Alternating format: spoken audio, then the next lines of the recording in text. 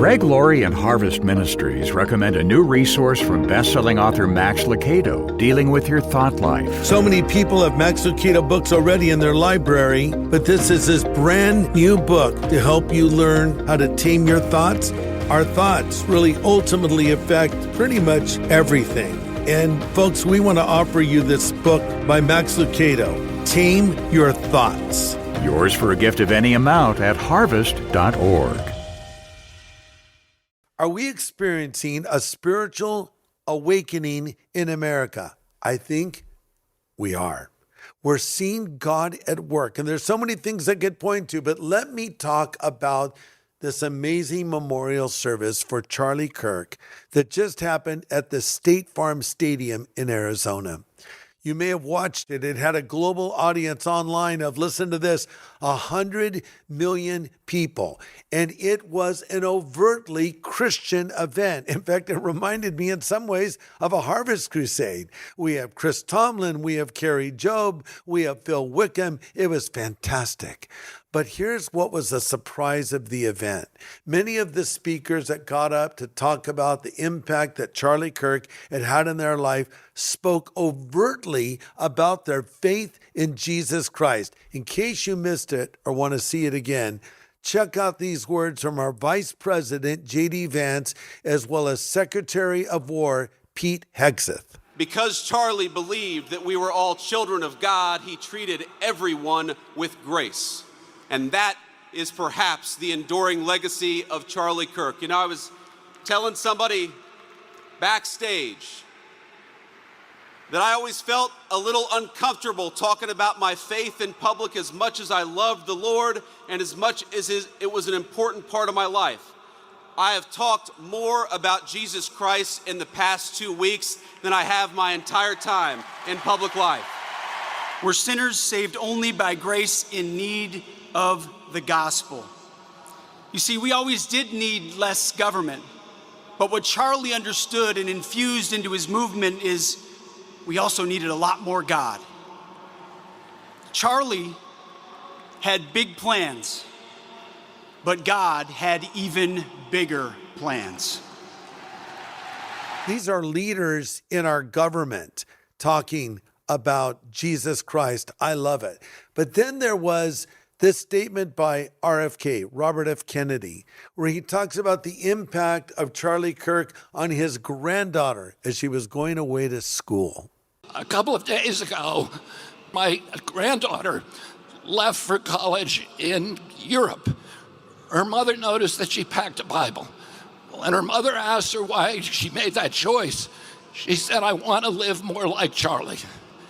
And it's... But to me, one of the most significant moments was when Secretary of State Marco Rubio stepped on that stage and talked about not just Charlie Kirk, but the gospel that Charlie Kirk believed and proclaimed.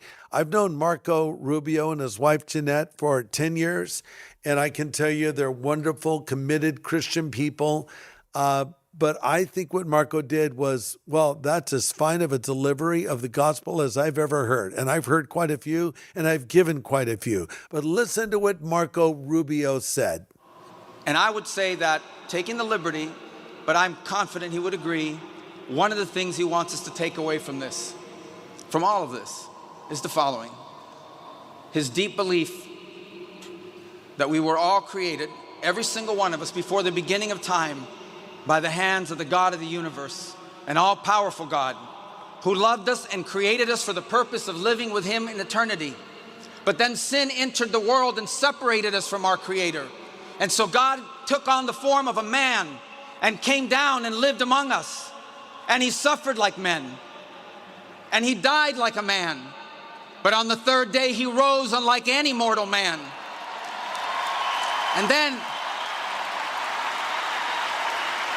And to prove any doubters wrong, he ate with his disciples so they could see, and they touched his wounds. He didn't rise as a ghost or as a spirit, but as flesh. And then he rose to the heaven, but he promised he would return, and he will. And when he returns, because he took on that death, because he carried that cross, we were freed from the sin that separated us from him. And when he returns, there will be a new heaven and a new earth, and we will all be together, and we are going to have a great reunion there again with Charlie and all the people we love. Thank you, and God bless you. But the most significant and powerful moment of the entire event was when Charlie's widow, Erika Kirk, stepped up to speak. You have to consider the fact that she had lost her husband only 11 days before this. And he was killed. He was murdered. There's no other way to put it. But yet, she was able to pull it together and get up there and make a statement that caused the audience to gasp. Watch this. My husband, Charlie, he wanted to save young men, just like the one who took his life.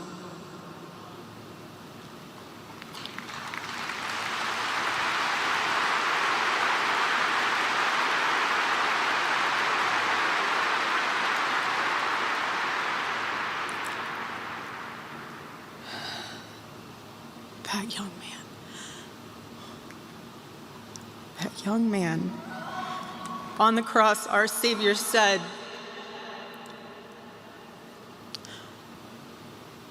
"Father, forgive them, for they not know what they do." That man, that young man, I forgive him. I forgive that young man, said Erika Kirk. This is one of the most powerful presentations of the gospel, not only spoken, but also demonstrated, that I can think of in years and years. I mean, what could we compare it to? A global audience. And then, of course, this room was filled with significant people, including the President of the United States, people from all around the world honoring Charlie's memory. But the global audience, people hearing this, and what Erika did was she demonstrated Christianity. She demonstrated the gospel. She quoted Jesus on the cross saying, "Father, forgive them, for they know not what they do." And when I think of Charlie and his tragic death at such a young age, 31, I think of Stephen, the first martyr of the church, who said something very similar. When he was dying, he said, "Lord, don't hold this sin against their charge." And that's exactly what Erika Kirk did. So you ask me, are we seeing a revival? Are we experiencing a spiritual awakening? Well, I've been around for a little while. I was around for the last great spiritual awakening called the Jesus movement. And this reminds me a lot of that. And God's at work. And look, when God does another work like this, another spiritual awakening, it won't necessarily be like the last one. Each revival in American history, there have been 4, was unique in its own way, but they had similarities as well. It's an awakening. It's when people are coming alive spiritually. Young people are returning to church, many of them inspired by the life and tragic death of Charlie Kirk. People are buying Bibles and reading them for the first time, like RFK's granddaughter. People are interested in talking about God. This is a moment for all of us, a golden opportunity that we can't let slip by, to engage people in conversations about Jesus Christ. So be inspired by the example of Charlie Kirk. Be inspired by the example of the significant government officials, and be inspired by the example of Erika Kirk. And don't be ashamed of the gospel of Christ, for it is the power of God unto salvation to everyone who believes. Hey, everybody, thanks for listening to my podcast. Before you go, I wanted to let you know about the important work we're doing here at Harvest.